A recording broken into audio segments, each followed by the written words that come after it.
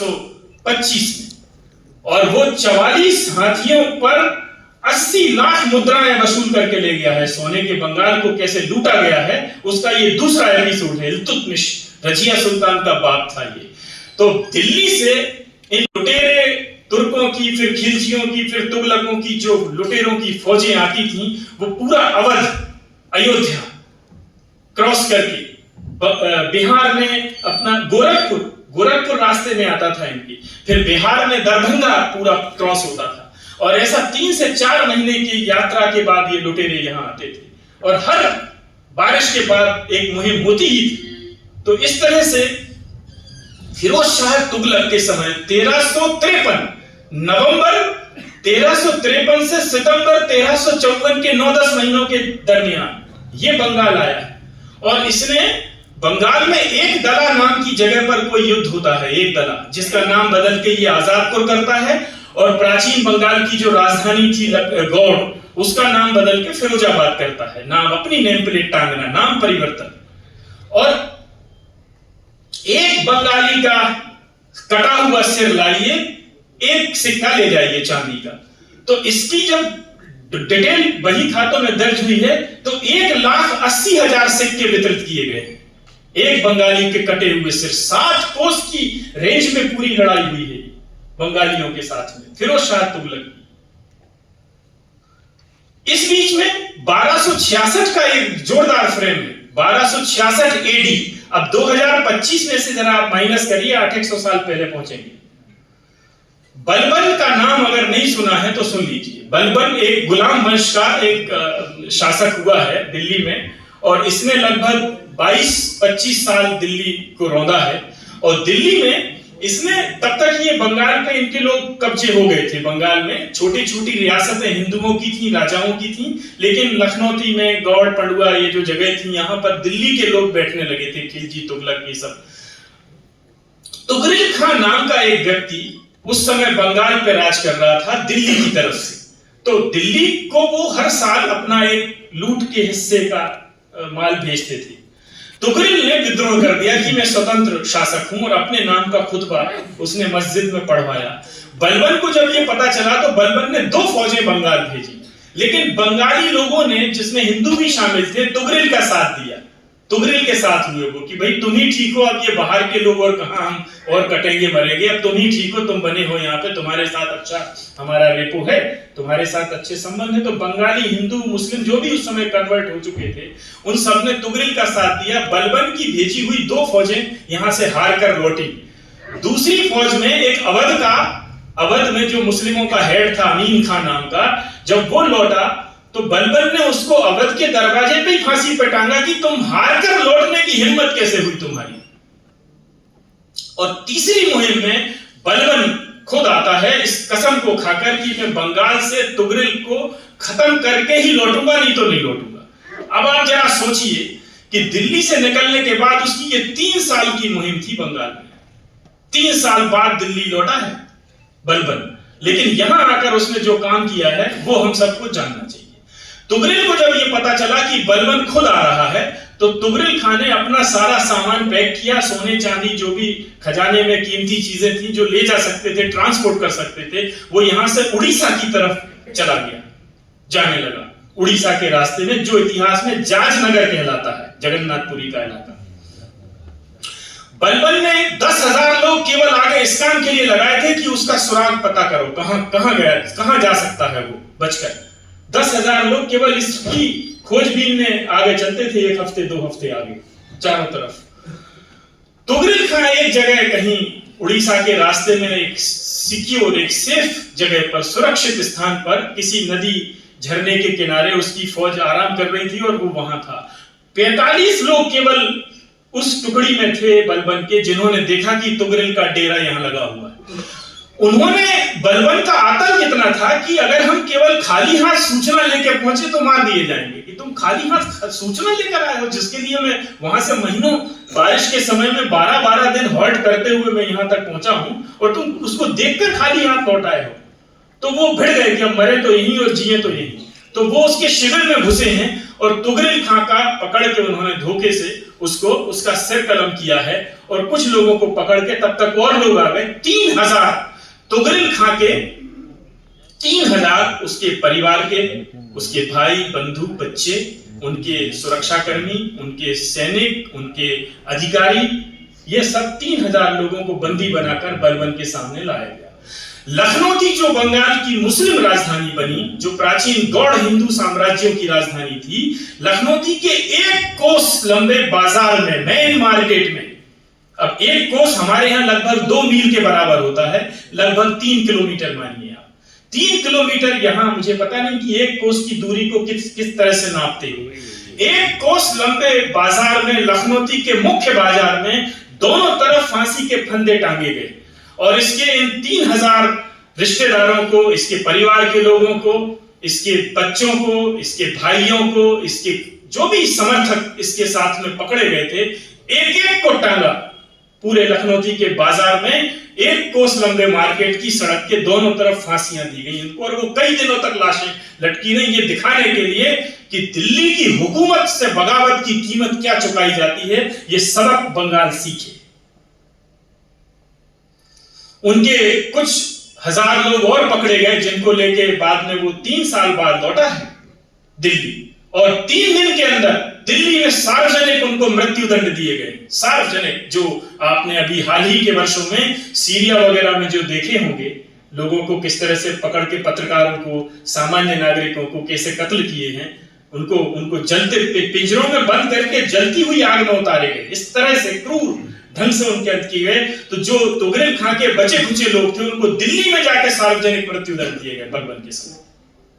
ये अभी 100 साल नहीं हुए हैं दिल्ली पे कब्जा होने के बाद में, 1264-66 की बात कर रहा हूं। 1353 में 101 साल हो गए होंगे, 150 साल बंगाल में इनको कब्जे किए, जब 1,80,000 तुगलक, फिरोज शाह तुगलक के खजाने से एक बंगाली का कटा हुआ सर के बदले एक सिक्का 1,80,000 वही खाते में दर्ज हुए, कितने सिक्के दे दिए गए। ये बंगाल के 150 साल में शुरू किया, और उसके बाद मुगलों तक आते आते लगभग लगातार रौंदे गए इस देश में। जो बंगाल, अखंड बंगाल से सोचिए, आप केवल पश्चिम बंगाल की सीमाओं में मत जाइए। उस समय के बंगाल में आज का पूरा बांग्लादेश शामिल है, आज का पूरा पश्चिम बंगाल शामिल है, उड़ीसा का कुछ हिस्सा शामिल है, और बिहार का भी कुछ हिस्सा शामिल है। इतना बड़ा बंगाल था, इतना बड़ा बंगाल था, और ये 600 साल चला है। मैंने 150 साल के 3-4 ये अनकही कहानियां आपसे कही, और ये 600 वर्षों तक लगातार। 1757 में जब बंगाल के अंतिम नवाब अंग्रेजों के सामने हारे हैं, 1757 की प्लासी की लड़ाई के साक्षी हम हैं। तो ये जो 600 साल की सड़ी गली दमनकारी व्यवस्था बंगाल पे लदी हुई थी, लेकिन एक नई राजसत्ता या नई शक्ति का उदय हुआ जब यहाँ, तो बंगाल के लोगों ने उससे निजात पाने के लिए इनकी भाषा सीखी, इनकी नौकरियां ज्वाइन की, और एक नव जागरण का एक दौर बंगाल में हम शुरू होता हुआ देखते हैं। मित्रों, ये भारत की बड़ी दुखदायी कहानी है। हमारा दुर्भाग्य ये है कि भारत की आजादी के बाद जो एक विनाशकारी विभाजन के बाद हमको मिली, हमारा 10 लाख वर्ग किलोमीटर का जो इलाका है 2 हिस्सों में, पूर्वी पाकिस्तान और पश्चिमी पाकिस्तान के रूप में, जो मंदिर तोड़ते रहे 600 सालों तक, वो इस देश को तोड़कर माने, और तोड़ने के बाद भी वो गए नहीं।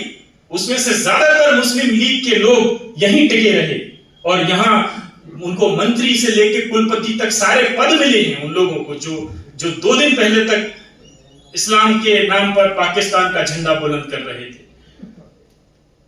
और 1971 में जब बांग्लादेश के बनने की बारी आई और पाकिस्तान के टूटने का समय आया, तो भारत सरकार ने जो भी एक डिप्लोमेटिक नजरिए से मुजीबुर रहमान को निमित्त बनाया, वो मुजीबुर रहमान अपनी नौजवानी के दिनों में 25-27 साल की उम्र में कलकत्ता की इन्हीं सड़कों पर डायरेक्ट एक्शन डे में हिंदुओं के, निर्दोष हिंदुओं के खून से रंगे हुए उसके हाथ थे।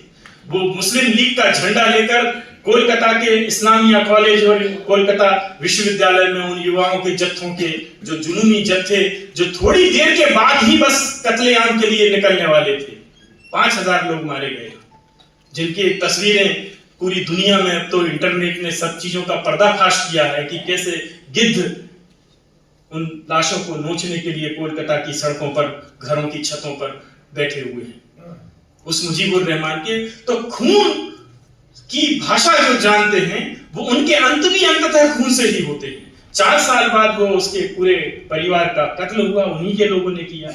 अभी मैं हमारे पत्रकारिता विश्वविद्यालय ने 16 दिसंबर को बांग्लादेश विजय के दिवस के उपलक्ष्य में, हमारा एक विभाग है जनसंचार का, उन्होंने एक प्रायोगिक अखबार विद्यार्थी बनाते हैं, पहल उसका नाम है। 16 दिसंबर को उन्होंने बंगाल की जो व्यथा है, बांग्लादेश की जो व्यथा है, उस पर केंद्रित 8 पेज का अखबार में लाया हूं कुमार सभा को समर्पित करने के लिए। उसकी जो शीर्षक पंक्ति है उसमें बच्चों ने लिखा है कि जो जब दूसरे खत्म हो जाते हैं तब आतंक अपनों को भी नहीं छोड़ता। तो एक हसीना एक तस्लीमा, ये कवर स्टोरी है। हसीना और तस्लीमा कौन है, कहां से आई हैं? ये बांग्लादेश की हैं। एक हाई प्रोफाइल पॉलिटिकल लीडर हैं, उस परिवार से, मुजीब के परिवार से हैं। दूसरी हाई प्रोफाइल राइटर, लेखकों की बिरादरी से है तस्लीमा। तस्लीमा की आधी उम्र विस्थापन में गुजर गई है, 62-63 साल की उम्र है, 30 साल उनको दिल्ली में हो गए। ये दोनों कहां से भागी हैं अपनी जान बचाकर? ये बांग्लादेश से भागी हैं। बांग्लादेश में कौन रहते हैं अधिकतर? वहां बहुसंख्यक मुस्लिम देश है, बहुसंख्यक मुसलमान रहते हैं। जान बचाकर किससे भागी हैं? अपनों से भागी हैं। जान कहां बची हुई है? जहां सबसे ज्यादा हिंदू रहते हैं। तो आतंक जब दूसरे खत्म हो जाते हैं तब आतंक अपनों को भी नहीं छोड़ता है। मैं ये कहता हूं कि हमको अपने इतिहास से पीछा नहीं छुड़ाना चाहिए, क्योंकि इतिहास हमारा पीछा कभी नहीं छोड़ता। वो पलटकर आपकी स्मृतियों को कुरेदता है, कोंता है, आपको याद दिलाता है कुछ। इस समय कुछ ऐसा दुनिया में हुआ है कि हम सब जिनके पास इतिहास है, जिनके पास अतीत के महान पूर्वजों की कुछ कहानियां हैं, कुछ प्रमाण हैं, कुछ स्थापत्य है, कुछ उन्होंने रचा है, और वो केवल विस्मृति के जीवित सभ्यता क्यों कहा जाता है कि 2-3 टुकड़े होने के बाद भी इस देश के, अगर बचे खुचे भारत में मैं गायत्री मंत्र अगर वैसा ही पढ़ रहा हूं जैसा वैदिक काल में कभी पढ़ा गया था, तो हम एक जीवित सभ्यता हैं और हमारे देवता म्यूजियम के विषय नहीं है। यूनान और मिस्र की तरह जिनके देवता आप संग्रहालय में रखे हुए हैं और आज की संस्कृति से उसका कोई कनेक्ट नहीं है, कोई जुड़ाव नहीं है, कोई जीवंतता नहीं है, लेकिन आज भी मेरे यहाँ कोई यज्ञ होता है तो जो मंत्र पढ़े जाते हैं वो हजारों वर्षों से उसी लय में पढ़े जाते हैं। तो ये एक जीवित सभ्यता है, और इस जीवित सभ्यता में हजारों वर्षों में जो विकसित हुई, जिसने इतने स्याह अंधेरे देखे, इतनी लंबी अमावस्याएं जिसके ऊपर से गुजरी हैं, तो बताने के लिए हजारों उजली कहानियां हैं, संघर्ष की, विजय की, पराजय की, उजाले की, अंधेरे की। और ये कहानियां कोई दूसरों की नहीं है। इन 1,80,000 अगर सिक्के बांटे गए कटे हुए सर के बंगालियों के बदले में, तो उनमें कोई मेरा पुरखा था, उनमें मेरा ही कोई पूर्वज कटा होगा कहीं। जो डायरेक्ट एक्शन डे, ये तो अभी के इतिहास में, कोई बहुत हजारों वर्षों के नहीं है। तो डायरेक्ट एक्शन डे में जो 5-7 हजार निर्दोष बेकसूर बंगाली हमारे भाई बहन जो कत्ल किए गए, उनमें मेरा ही कोई भाई बंधु था, मेरे पिता, मेरे कोई रहे ही होंगे, वो हमसे अलग नहीं थे। तो इनके बारे में क्या हमें नहीं जानना चाहिए? हमारे इतिहास में हमारे पूर्वजों ने जो भी अच्छा समय बिताया, क्या हमारा हीमोग्लोबिन नहीं बढ़ाएगा जब हम उनके बारे में पढ़ेंगे? और उनके ऊपर अगर कोई मुसीबतें आए, जिनका उन्होंने पीढ़ियों तक संघर्ष किया, पीढ़ियों तक लड़े, जीते, हारे, मरे, कटे, अपनी पहचानें नहीं बदली, मर गए। आप अमृतलाल नागर एक बड़े प्रसिद्ध हिंदी के लेखक हुए हैं, नाचो बहुत गोपाल नाम की किताब जरूर पढ़िए आप, और उसमें वो ये बताते हैं कि ये जो अस्पृश्य जातियां हैं भारत में, जिन्हें अछूत कहा गया, जिनको मेला ढोने की ड्यूटी जिनकी लगाई गई, ये पैदा कहां से हुई? क्योंकि वेदों में तो किसी ऐसी जाति का उल्लेख नहीं है। मेगस्थनीज नाम का एक यात्री यूनानी 2300 वर्ष पहले पटना आया, पाटलिपुत्र, चाणक्य के समय। उसकी जो डायरी है, 100 साल पहले उसका प्रकाशन पंडित रामचंद्र शुक्ल ने किया था।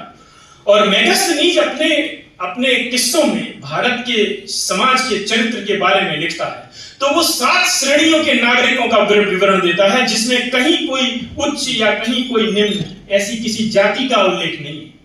पहली श्रेणी में वो भारत के बौद्धिक वर्ग को शामिल करता है, दार्शनिकों को, जो भारत को गाइड करते हैं, भारत की सत्ताओं को मार्गदर्शन करते हैं और उनका त्यागमय जीवन है। वो खुद सत्ता में हिस्सेदार नहीं है, वो बहुत त्यागपूर्ण जीवन बिताते हैं। ये भारत के दार्शनिक बौद्धिक वर्ग के लोग हैं, इन्हें ब्राह्मण कह दिया। दूसरी श्रेणी में वो किसानों को रखता है, शिल्पियों को रखता है, सैनिकों को रखता है। 7वीं श्रेणी में वो राजाओं को लेके आता है और 6वीं श्रेणी में ब्यूरोक्रेट्स को लेके आता है। ऐसा समाज का वर्ग विभाजन है भारत का। और वो कहता है, भारत की न्याय प्रणाली के बारे में सुनकर कितना अच्छा लगेगा, वो कहता है कि भारत की न्याय प्रणाली ऐसी है कि अगर कोई 3 बार से अधिक झूठ बोलता हुआ पाया जाता है, 3 बार से अधिक आपने किसी बात को लेकर झूठ बोला और उससे दूसरों पर कोई असर पड़ा, तो भारत की न्याय प्रणाली उसको जीवन में मौन रहने की सजा सुनाती है कि अब बोलना मत। आपने वाणी की सिद्धि का दुरुपयोग किया है 3 बार, इसलिए अब आपको मौन रहने की सजा देते। सोच सकते हैं किस स्तर का समाज हमारे पूर्वजों ने बनाया होगा, जिनके बारे में हम नहीं जानते, जिनके बारे में हम नहीं जानते।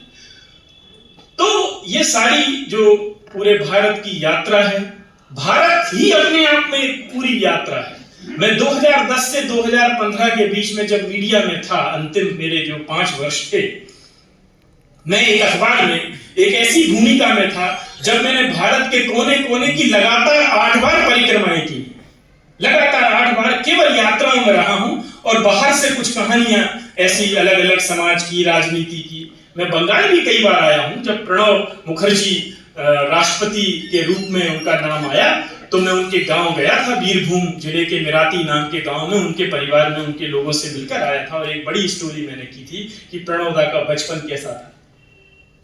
मैं यहाँ अनेक बार आया हूं, जब राइटर्स बिल्डिंग खाली हुई और उसके कुछ आग लग गई थी तो मैं उसके अंदर पूरा, जहां 3 दशक तक कांग्रेस और 3 दशक तक बाद में कम्युनिस्टों ने इस बंगाल को मटिया मेट करने वाला शासन किया, तो वो भी दर्शन करने के लिए मैं राइटर्स बिल्डिंग के, जो भारत का सबसे पुराना किसी राज्य का सचिवालय है, वहां गया। मैं यहाँ के दुर्गा पूजा के उत्सवों में कई दिन कोलकाता में मैंने बिताए हैं, गंगा सागर तक में गया हूं और पूरे भारत के कोने कोने की मैंने 8 बार परिक्रमाएं की हैं। और इनसे मैंने ये जाना कि भारत ही अपने आप में एक लंबी यात्रा में निकला हुआ कोई देश है, जो अपनी इस पूरी हजारों वर्षों की बहुत ही कठिन संघर्षपूर्ण यात्रा में कई बार उसने टूटा फूटा, जख्मी हुआ, आगे बढ़ा, स्वतंत्र हुआ, फिर आगे बढ़ा।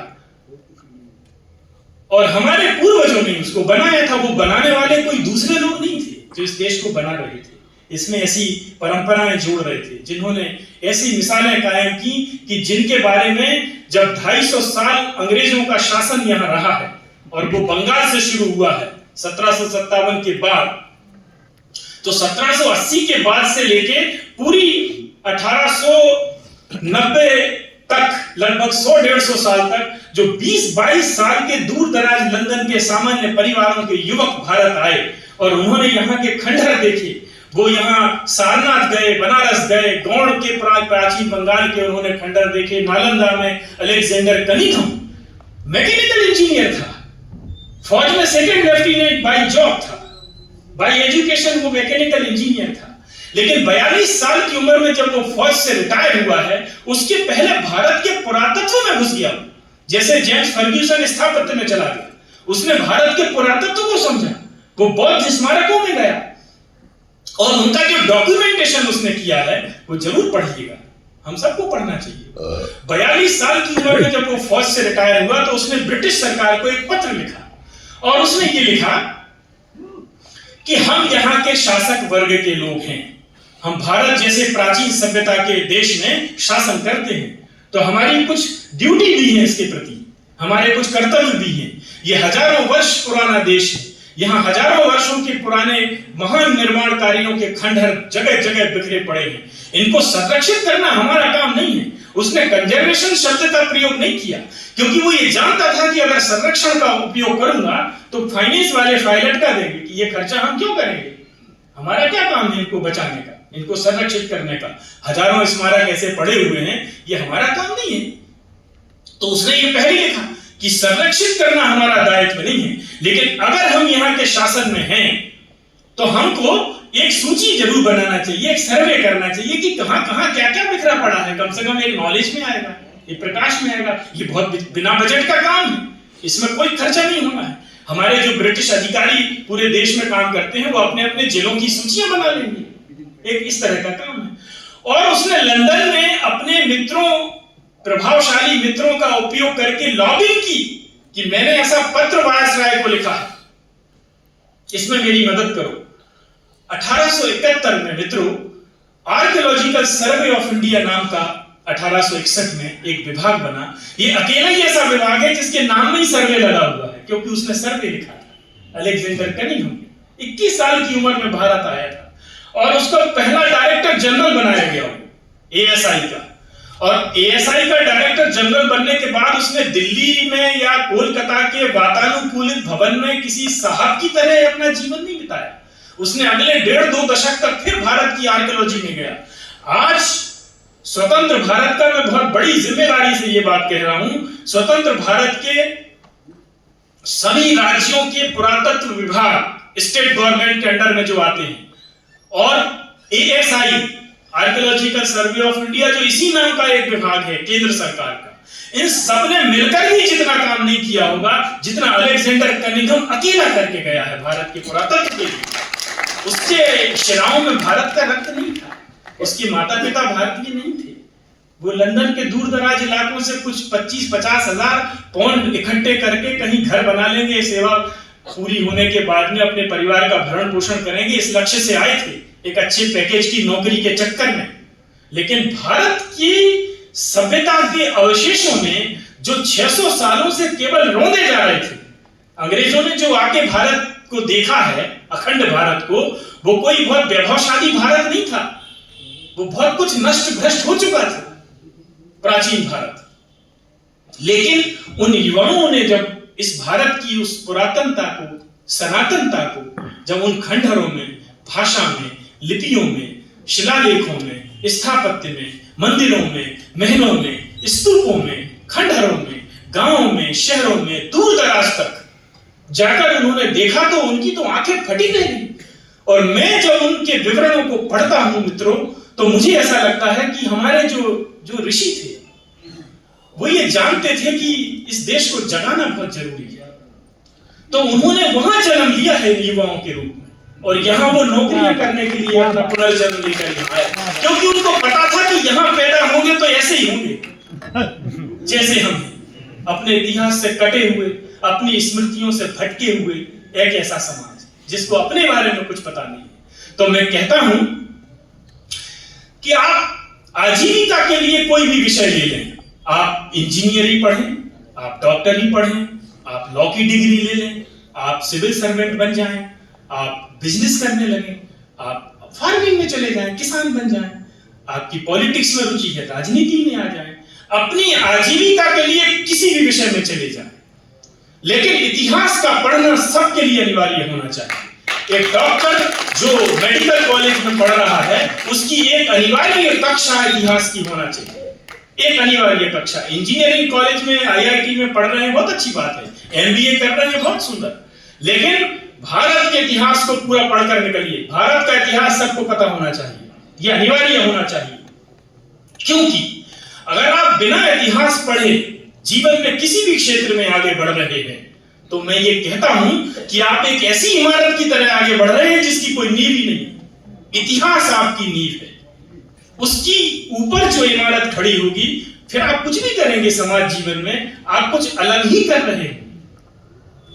भारत के प्रति आपका जो हृदय है वो कुछ अलग ही तरह से धड़क रहा होगा, अन्यथा नहीं, क्योंकि पता ही नहीं है ना हमको तो कुछ अपने अतीत के बारे में, अपने निकट अतीत के बारे में पता नहीं है कि पिछले जो 1947 में भारत की जो तथाकथित आजादी है, जो दरअसल एक पावर का ट्रांसफर है, जो दरअसल एक समझो भारत की आजादी की लड़ाई महान सपनों से शुरू होती है, महान सपने देखे गए स्वतंत्र भारत के, वहां से शुरू होती है, वो संघर्षों और बलिदान से आगे बढ़ती है और 1947 तक आते आते घटिया समझौतों और स्वादों पर समाप्त होती है। क्या हमें इसके बारे में नहीं जानना चाहिए? ये तो अभी 100-125 साल के मेरे कोई दादा परदादा कहीं किसी जगह सहयोग कर रहे होंगे। ये जो तोताराम सनाडे को, जो यहाँ के मारवाड़ी समाज के महान पुरुषों ने, व्यापारियों ने उसकी मदद की होगी, तो ये तो अभी अभी के किस्से हैं। यहाँ वो समाज के परिवार अभी भी होंगे जिन्होंने तोताराम सनाडे की यहाँ कोलकाता में सहायता की। तो ये तो 100-150 सालों का अभी अभी का इतिहास है। अभी किसी 80-90 वर्ष के किसी वृद्ध हमारे परिजन से हम बैठेंगे तो वो पुरानी सब किस्से सुना देगा, बंगाल के बनने के किस्से सुना देगा। तो इस तरह से हमको अपने निकट अतीत का इतिहास सबसे पहले पढ़ना चाहिए कि 1947 तक आते आते भारत में क्या हो रहा था, ब्रिटिश पीरियड में क्या हो रहा था, और उसके बाद पीछे 600-700 सालों में जो एक दमन का लंबा अध्याय भारत ने झेला है वो क्या चल रहा था। इसके बारे में अगर हम जानेंगे तो हम भारत में अपनी कोई न्यायपूर्ण, सुसंगत, एक तर्कपूर्ण भूमिका को निर्धारित कर पाएंगे। 140 करोड़ लोगों को अपनी भूमिका इस भारत के भविष्य के लिए सुनिश्चित करने की बहुत जरूरत है। अगले 20 वर्ष जब भारत अपनी आजादी के 100 वर्ष मना रहा होगा, उस समय का भारत कैसा बनाना चाहते हैं, हमारे बच्चे कैसे भारत में रहेंगे, इस तरफ हमें सोचना आज ही जरूरी है। धन्यवाद।